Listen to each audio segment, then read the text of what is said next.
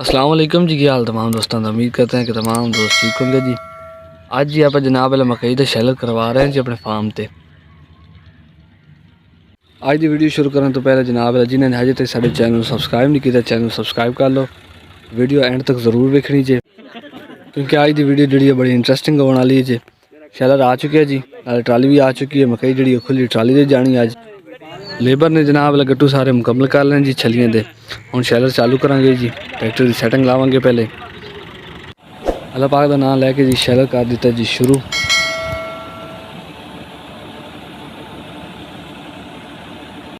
मानुल्ले दी आज की ड्यूटी है जी जनाब वाला मकई नूं सैटिंग लावेगा ट्राली दे विच ते बाहर दी लोकेशन तुहानूं चैक कराने जी। हुण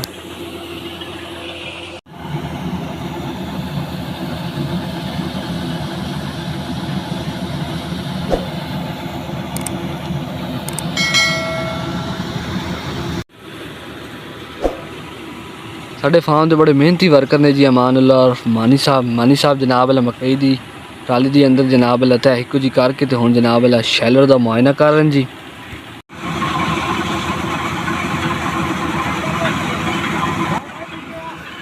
नाल दे नाल जी लेबर गट्टू भी भरी जाती है तो उहदे नाल नाल जनाब शैलर भी चालू है जी। ट्राली जनाब तकरीबन 2-2.5 किले का माल लै जाती है जी।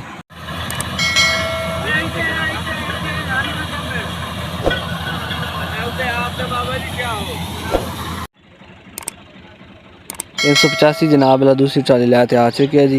ये ट्राली जिमें फुल होएगी जनाब लै जाएंगे कंडे ते वजन करावांगे, उस तो बाद खाली करके तो फिर वापस लियावांगे।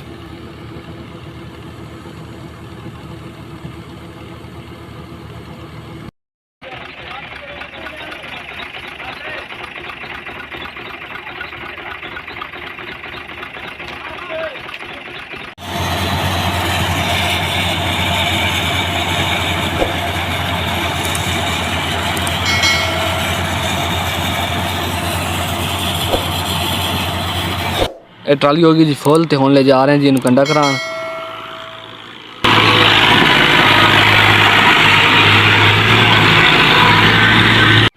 तकरीबन जी 20-25 मिनट का सफ़र करने तो बाद जनाब लाउण असीं मौजूद हैं जी कंडे ते। इत्थे करावांगे जी वजन इहदा। वजन कराने तो बाद जनाब फिर आप अगे जाके स्टोर दे इनू खाली करांगे, उस तो बाद फिर इन वापसी ले जावांगे होल करने वास्ते। हुण जी जनाब स्टोर ते आके जनाब दे गेट खोल दिते हैं जी। एक चा के खाली करांगे, उस तो बाद खाली वजन करा के फिर वापसी चलांगे अपने फार्म ते। उत्थे दोबारा रीफिल करावांगे, उस तो बाद दोबारा सारा प्रोसीजर रिपीट होएगा जी। सेम तरीका हर ट्राली नाल होएगा जी, हर गेड़े नाल तकरीबन 200-250 माल ले आंदी जी। इस अंदाजे के मुताबिक तकरीबन अपने 18-19-20 के राउंड अबाउट गेड़े लगणगे जी। हुण आप वापस आ गए जी अपने फार्म ते, ट्राल का खाली वजन करा लिया जी। शाम होने वाली जी, तकरीबन 5:30 का टाइम है जी।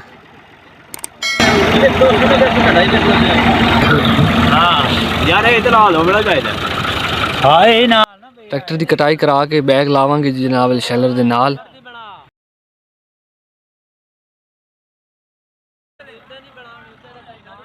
ते इधर जनाब शैलर वाले अपना शैलर की सैटिंग वुटिंग ला रहे हैं जी।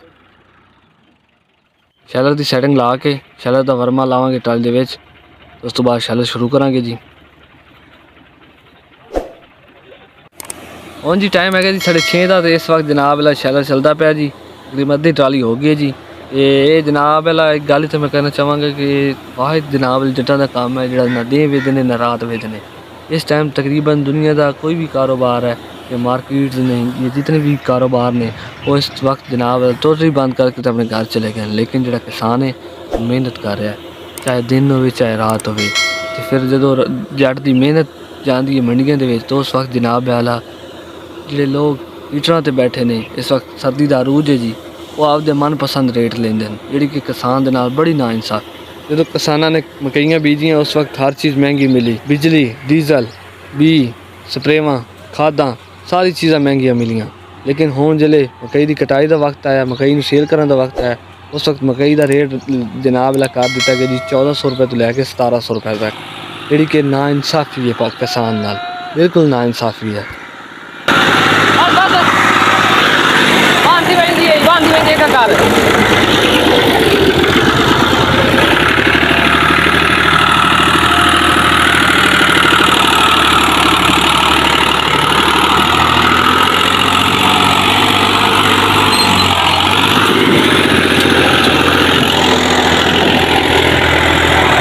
साढ़े जट्टां दे गिले शिकवे तो चले रहणगे जी जनाब बिला। तो वीडियो की तरफ आने जी हुण आज की वीडियो का अख्ताम होता जी इत्थे। अगर वीडियो साड़ी अच्छी लगी तो वीडियो लाइक शेयर तो अगर चैनल सब्सक्राइब नहीं किया चैनल सब्सक्राइब लाजमी करें जी। मिलता है तुहानू एक नई वीडियो के नाल सुबह इंशाल्लाह।